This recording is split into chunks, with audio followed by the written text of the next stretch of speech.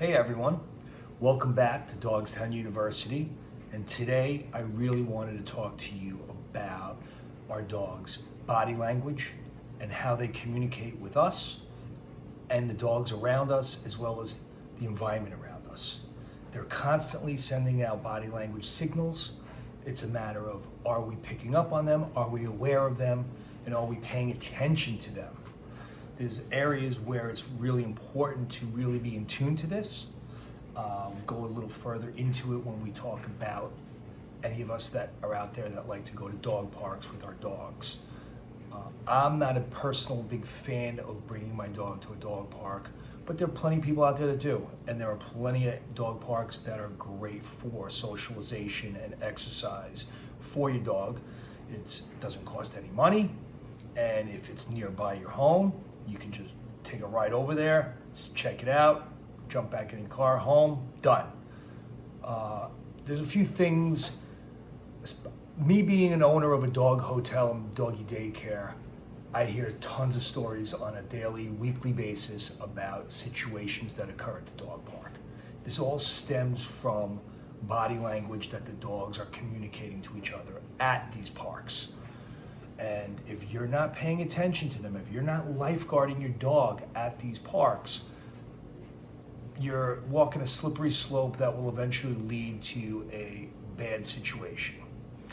So here's some of the tips that a lot of fallacies out there where a lot of new dog owners think a dog that's wagging its tail, it's a happy dog. Sometimes it is, sometimes it isn't. So we need to be paying attention to that tail. Is the chest up on the dog? Is the body stiff? Is the dog staring through a dog, through a person? Is there aggression? Is there not aggression? Are they looking for a play moment? We don't know until we actually pay attention to some of these signals that these dogs are communicating to each other and us. So obviously knowing your own dog is most important.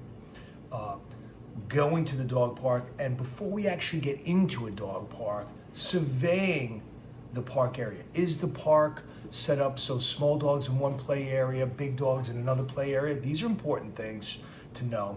Is it one just play area where it's a giant free-for-all where you got like 65, 70-pound golden retrievers, labs, and huskies mixed up with Yorkies and Malteses that are 8 to 12, 13-pound dogs?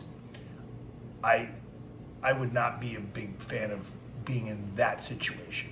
I think you need to always be in a park or doggy daycare that separates the small dogs from the big dogs, because even if it's not aggression, just the weight of a 60, 70-pound dog playing and running and maybe rolling over and landing on a Yorkie or a Chihuahua or a Maltese type of dog, that little dog's gonna probably get hurt unintentionally or intentionally.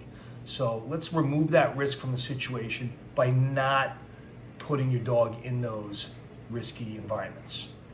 Also, when you're at these parks, if you find like, okay, I'm in the big dog area with my big dog and the small dogs are over there, great, let's go in there. First thing you see a lot of these people do is get right on a bench, pull out their phones, start drinking their mochachinos, their cappuccinos, whatever it is, and they're not even paying attention to their dog on the playground. That's probably the dog you need to be looking out for, because their owner doesn't really have any idea what's happening. Happens every day, all the time. So you need to be lifeguarding your dog and making sure that your dog's in a safe social environment. When we're out there on that playground too, are you looking for posturing dogs? Are dogs chesting up on other dogs? Are dogs putting their paws up on dogs' backs? Sometimes it's play, sometimes that's a sign of dominance. Are the dogs putting their chin up on other dogs' backs? That's another sign of dominance, not just playing. Is there a dog on the playground there mounting other dogs, showing dominance sexually, or just being the alpha dog on the playground, letting all these other dogs know I'm in charge here? These are the things. If you start seeing this behavior, easiest thing to do, grab your dog back on a leash, circle out, you're out. Don't even risk it.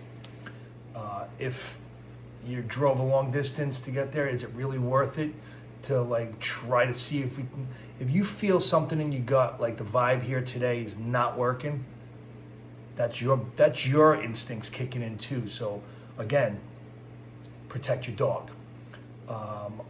Another thing we always see at these dog parks is people are just bringing their dogs into the playground areas and just letting their dogs run loose.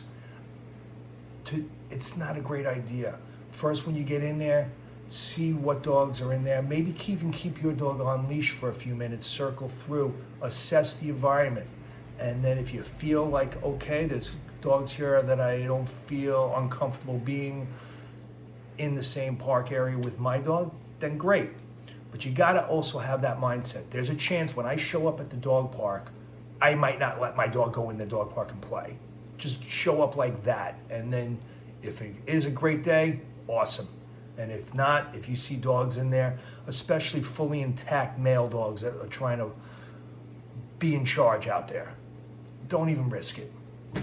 That's one of the advantages of choosing a doggy daycare over these dog parks is the screening process that a good doggy daycare will do prior to you showing up so that your dogs need to be fixed. So by 7, 8, 9 months of age, there's no fully intact males on the playground. Same thing with the females. The pheromones aren't going to smell differently out there. All the dogs are going to be on the same level of pheromone-wise, smelling each other. No one's going to be an outcast. When you start to see those dominant males leading the park, it usually leads to bad things. So again, I don't mean to be a downer on this. I just want to be communicative and let you know how important it is to look for the body language and pay attention to your dog. Again, we've covered some other things I wanted to say today. What else we want to talk about? Approaching the other dogs in the dog park. Sometimes dogs may just want to they bark at you or they're not really happy to see you. Respect their space. See if a dog come up to you rather than you go up to a dog. Don't just go up throwing pets on all these different dogs. Something I also teach my staff at my pet hotel and doggy daycare is when we're doing shift changes where we have a new pack leader coming in for someone that needs a break, when you enter the playground area, don't just start throwing pets at every dog. Walk in like you're in charge. So the alpha dog or the alpha person comes in to the area like they're in charge of this facility or this space right now. And I just want to walk through the place like I'm a leader and let these dogs see that this is a leader, and they'll show some respect back to you, and then you can calm, assertively manage this area, this space around you where dogs aren't just jumping up on you, poking you, saying, hey, it's rude behavior. So what we want to do is come in with a presence, with calm, assertive behavior. And then it really will help set the tone for the rest of your pack if you're in a doggy daycare area, or even if you're at that dog park. Again, you don't want to come in like you're that substitute teacher where everyone just kind of plows into you, because then you got to be worried about dogs taking out your knees if they're playing, running through you. You want to create a energy like this circle around me is my space. Respect that, and I will respect yours. It's a great body language thing to communicate to dogs as well as let them communicate to you. And then you'll find you don't have to do a lot of yelling. You don't have to do a lot of, hey, get over here. Hey, get off. You just can kind of radiate a assertive energy, and it will set that tone for you. Okay? I hope you get something out of this. If you have any questions, please leave some comments below. I'll be happy to answer your questions. I've been doing the pet service business for over 20 years. I own a pet hotel and doggy daycare. It's called Dogstown University, where we teach your dogs how to play respectfully, safely, and in a great environment on a daily basis. So I look forward to seeing you in our next video, and have a great rest of your day.